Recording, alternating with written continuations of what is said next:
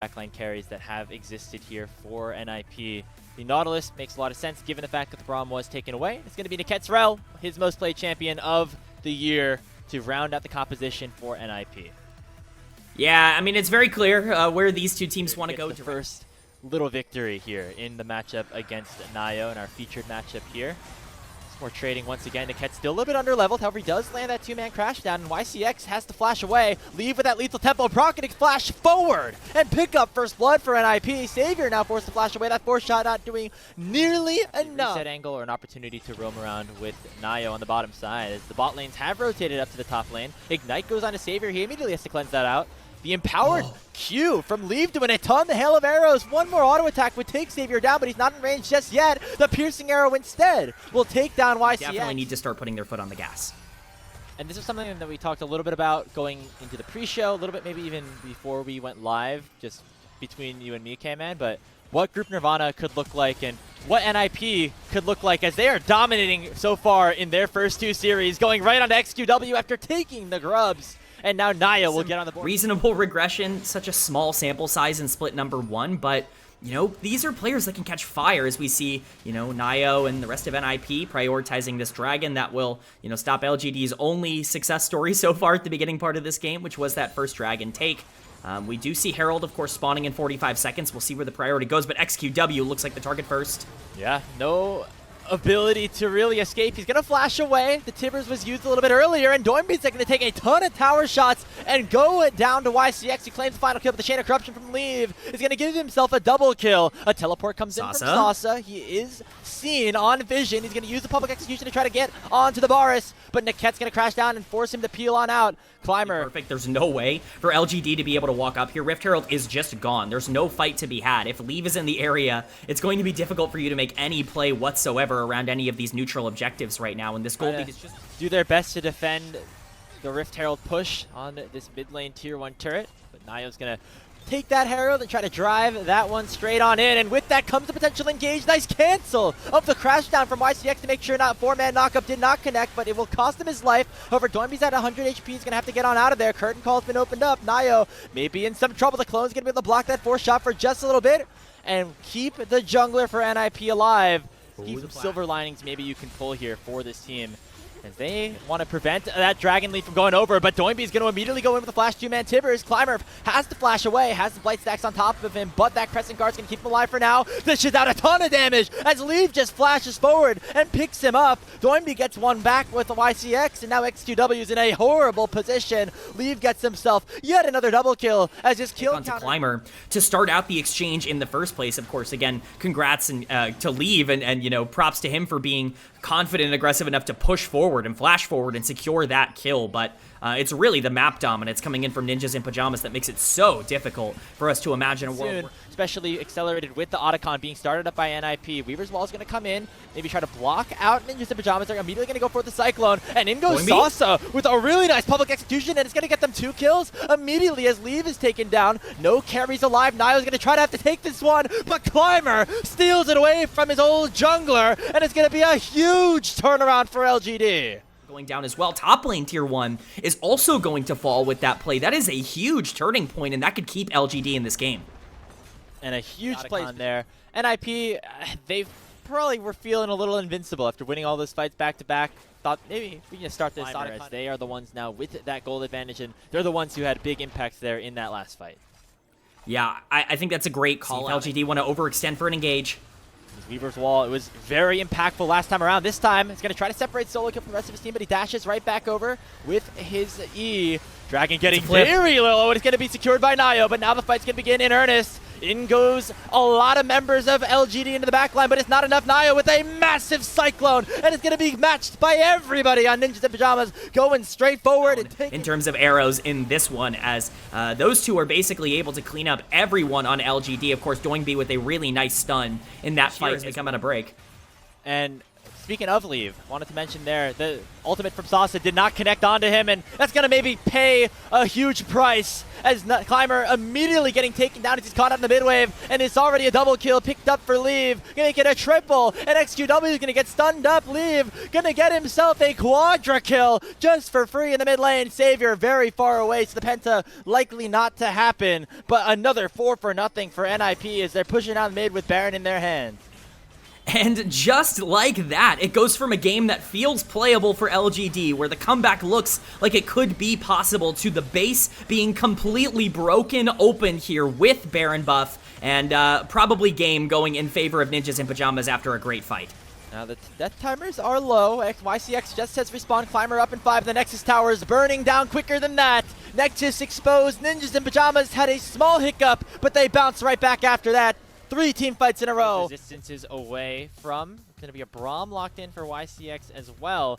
As last pick for Niket is going to be a Nami. So Senna Nami bot lane. Going to be the move for Ninjas in Pyjamas here in game number 2. Get a little bit of extra range. That's your interaction there. That's not too much to be able to talk about. Again, I think you make a really good point that both of these AD carries are going to be looking to stack as much as possible as quickly as they possibly can. But that means it can be influenced pretty heavily. We do see both junglers here, though. Oh, Aqua Prison does not land on the Savior. Remember, he does not have a flash. Nayo gonna jump on top of him and leave once again. Climber, though, is in the area. Could maybe go for a steal, but does not want to risk it at this point in the game, so Nayo will be able to collect it. Yeah, it's a lot of action. Nayo, but now Climber and YCX are here. Savior joining the fight as well. We're going to teleport in. Teleport. As from Sasa, he's going to be able to join the fight before Solo Kill does. Leave already forced to flash away. The Excel's impact is landing on XW. A 3-man impale is only going to delay the death of Nayo. As a nice collapse from LGD. Right now, it's just posturing, but Nayo potentially getting collapsed on. Gonna have a tidal wave from Niket to try to protect him as well. Doinby lands a massive between worlds, but he's gonna run right into the fate sealed of XQW, but Climber dies first, and a second kill goes Doinby's way. Solo Kill jumping in as well, as XQW now in a whole lot of trouble. The Roar of the Slayer gonna slow him down. Can he get to the Blast Cone? He will be able to escape. Of Ninjas in Pyjamas, but you're absolutely right, Grapes. I think you hit the nail on the head. This LGD comp wants to go backwards, not forwards, in terms of how they want to play here, as XQW getting targeted is going to be defended by YCX and Climber, who now can maybe go for a play on Nayo. He has no Excel's impact. He's going to get knocked up. There's the Fate Sealed. Brilliant crowd control chain is going to allow for a kill to go LGD. For LGD to find their way in. It's up to Braum to walk up and just hope that he can get a good engage off. And as we saw, Braum got bursted down very quickly. Just having to be burned as Nayo just throws out the Impale, and that's going to allow for this Rift Herald to be spawned and for mid lane tier 1 to be targeted. The Mom is not going to do enough to clear out this wave. That is going to be this mid lane tier tower taken down, and it'll give NIP a good opportunity to rotate over to the Dragon, unless Nayo wants to jump in for another play. Remember, he does not have the ultimate, does not have the flash, and might actually be in some trouble here, but in goes Doinby with the Between Worlds. YCX immediately taken down, and Savior has nothing to say about it. This is the problem with burning Savior's flash on the Impale just a few moments ago, is he can't really step up to punish Nayo from stepping too far forward. The Skarner feels safe and the play keeps going. Roots, and there's the weirding. Doinby gets himself a third. Savior gets one back, but it's going to cost him his life as Niket is going to be able to take him down. However, on the backside of things, it's going to be the Soul Landers trying to do something. The Equalize does a little bit. XQW flashing away here from the Decimating Smash, but he's fighting a losing battle against 2 tanks who don't care at all about the Blade of the Ruined King that he has in his inventory. Fate sealed away. 4 members of NIP are still standing strong and are looking to chase down this Yone. Oh, it's just a disaster for LGD. They are able to get a kill onto Savior, but again, just no survivability. XQW gonna try and scout things out to get out of here, but using that E means he's actually in a pretty precarious position. I imagine he will eventually get taken down here, but it's taken quite a while. Meanwhile, the Dragon is being taken. This will be Soul Point here, as XQW is actually going to get out of this situation. And, you know, that it's good on him for being able to survive. I say get out, but Doinby really creating a difficult scenario. Savior having to give his life to even trade anything, but we're right back into action. Yeah, I mean, LGD, they just want to keep fighting, but look at Sasa just immediately one-shotting Niket, and Leave is terribly out of position. One more auto, it's going to be the chomp instead from Climber that both secures the concussive blows and the kill for himself. 2-0 as the bot lane for NIP is down, and now LGD can rotate to this Otacon and potentially start it up. Yeah, this is a big turn for LGD. If they're able to grab this Otacon, everything changes. Can Nayo get in for the steal? Doinby's gonna have to be the hero here. He's 4-0-1, still has it ultimate, but he's gonna get ulted. He gets knocked up by XQW. Will the Between Worlds be enough? No, Doinby's down. So is Nayo, and only solo kill is left alive. He will have to retreat as LGD get themselves into this game, and they're gonna take this Otacon as well. We have seen ult after ult from XQW used to get out of fights. We finally see one used to break a fight wide open. Why LGD are now in the lead against Ninjas in Pyjamas, and they could potentially snowball this. Remember, their mid-wave will be crucial. They got the big front-to-back team fight composition that they like. Oh, solo kill. His ultimate gets canceled here by the pillar of Climber, and that means that the fight could continue in favor of LGD. Leave and Savior going at it a little bit. They're chunking each other out. Between Worlds comes out from Doinby, but it's not able to find too much. But Leave is already chunked out. XQW flashing forward onto this Senna and takes him down with the third. Soul completely delayed here. That is a huge win for LGD, and that's their gold lead not only being solidified, but really being expedited. LGD did earlier. They have no way to walk up to these fights, and LGD now controlling the area.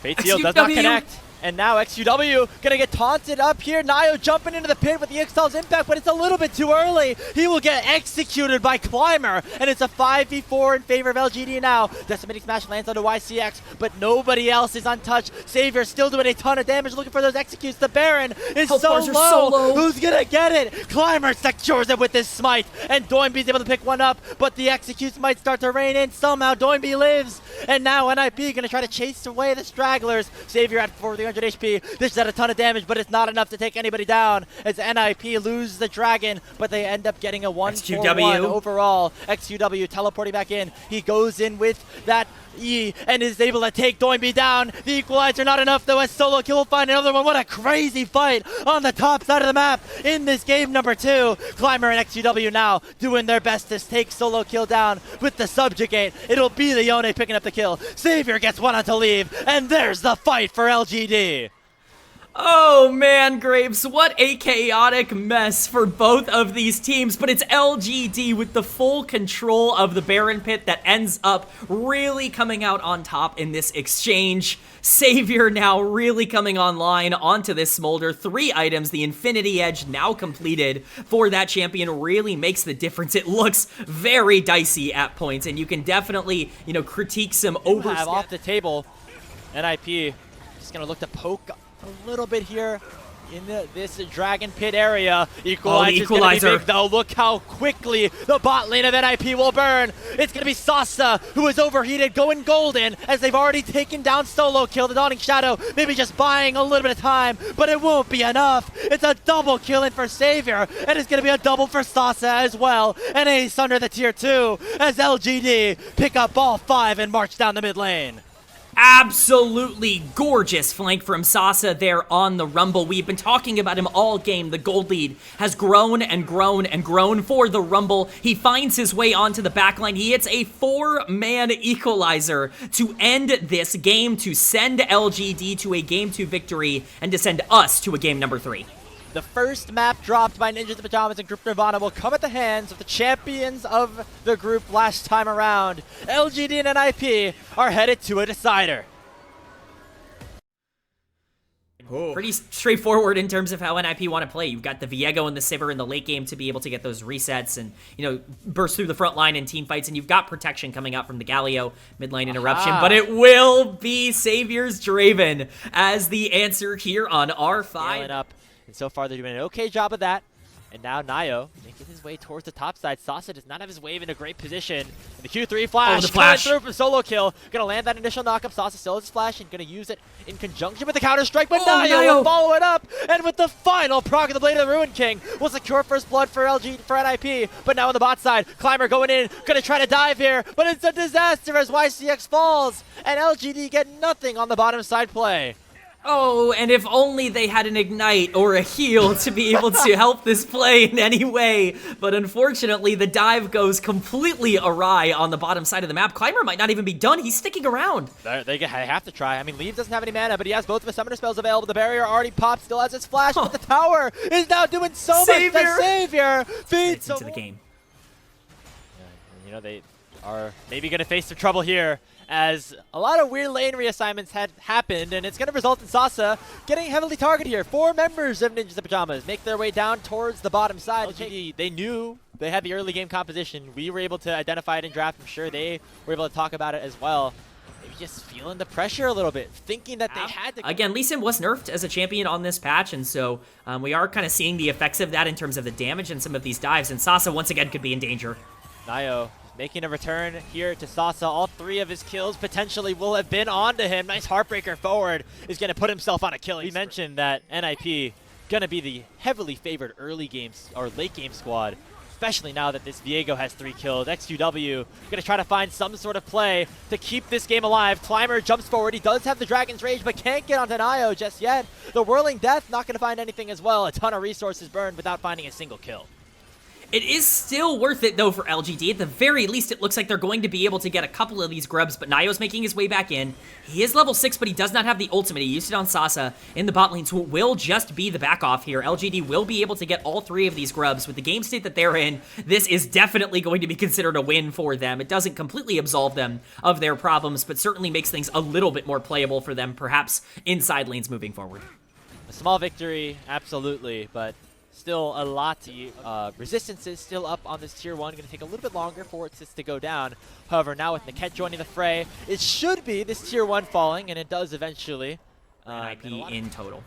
Now this is the problem with just like stacking one side of the map with your NIP. You are funneling gold into certain members of LGD, that being those solo laners. At least preserve his perfect KDA at least for a little bit longer. It's going to be the second dragon picked up the mountain, as it'll be a understand that they have the shove in the mid lane, which makes it much more difficult for LGD to feel comfortable pushing entirely. Sasa gonna have to sit here and collect this wave, but could be Niket. Yeah, landing here on XQW, who just gets completely caught out. Doinby the one to take him down, but Sasa is able to land a 2-man counter-strike. Hero's entrance comes out. The Q3 from Solo Kill is going to find another kill, as Leave is going to be the one to collect it. 2 more in favor of NIP. It's now 7-0.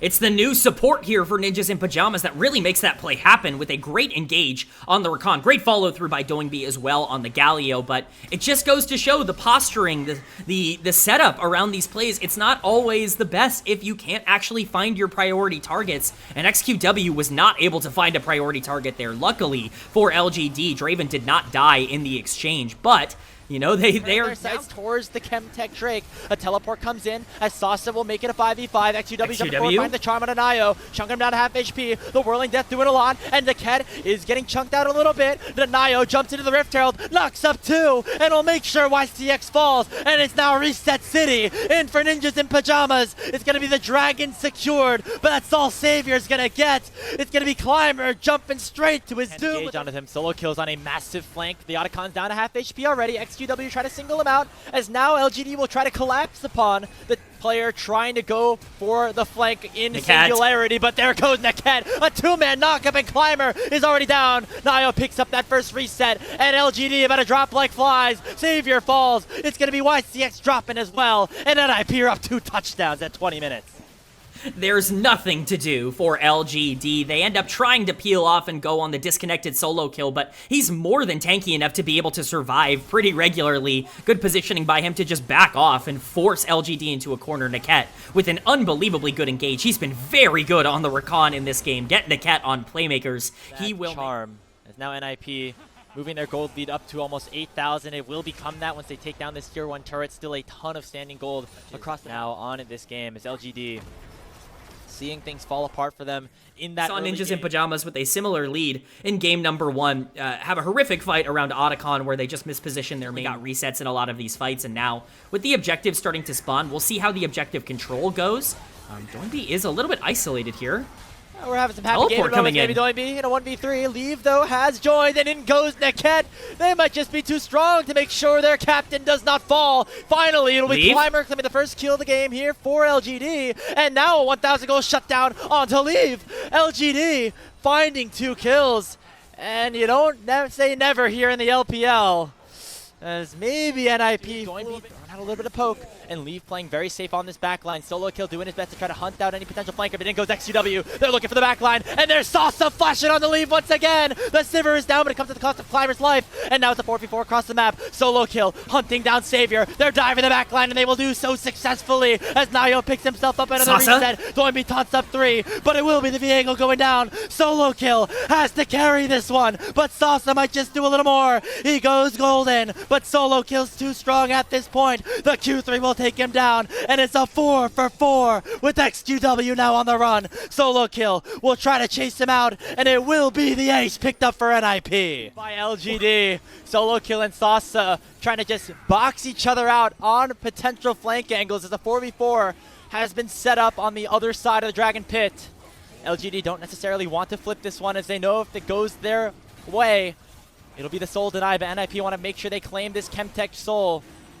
Dragon's now at 6,000, both sides playing very cautiously here. Sasa jumps over the pit. They're going to look to try to force this right now, and the kick goes in with the ultimate, but not finding a whole lot just yet. It's going to be the Dragon secured by Climber, but YCX dies first. Reset's now coming in as Nayo has an opportunity to go crazy, but he goes into a pretty bad spot. The Heartbreaker forward, though, is going to save him as Nayo, the new jungler, will shut down his old team. The exchange, Sasa was not able to get onto the backline as easily as he was able to in the previous fight. XQW still in the area. He gets stunned up. He didn't realize that Nayo would not be on the Baron, and it's perfectly here. This is a very dangerous play for NIP. Okay.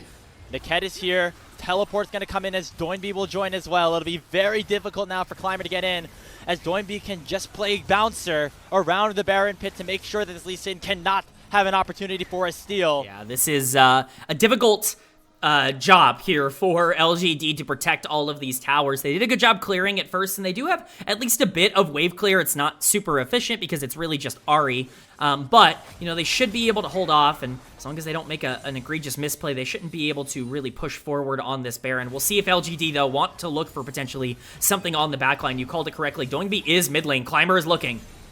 Ooh. Sonic Wave does not connect. They're looking for Leave. Does have both of his summoner spells available, XQW. but could be a bit in danger. YCX tries to go forward, but in goes Doinb to the rescue and taking down the support of LGD. Flash forward from Solo Kill will seal the fate of the Ahri, and in goes the rest of NIP. Move on over, LGD. There's a new king atop of Group Nirvana, and his name is Ninjas in Pyjamas. Only Sauce is alive, as 4 members of NIP will take down the Nexus in Game 3. It's a brilliant engage there by NIP to be able to chunk out the Ahri. Once she's down, she is dusted. LGD put up a heroic effort to try to come back from an unwinnable game state, but it's just not enough. Ninjas in Pyjamas establish themselves at the top of Group Nirvana. And an 11-kill performance by Nayo. Finally got his hands on a carry in that Viego in game number 3, and boy, did he make good use of it as he goes in to fist bump some of his former teammates here on LGD. Sure, that feels good for him. Sure, it's a bit of a crusher here for LGD. But NIP up to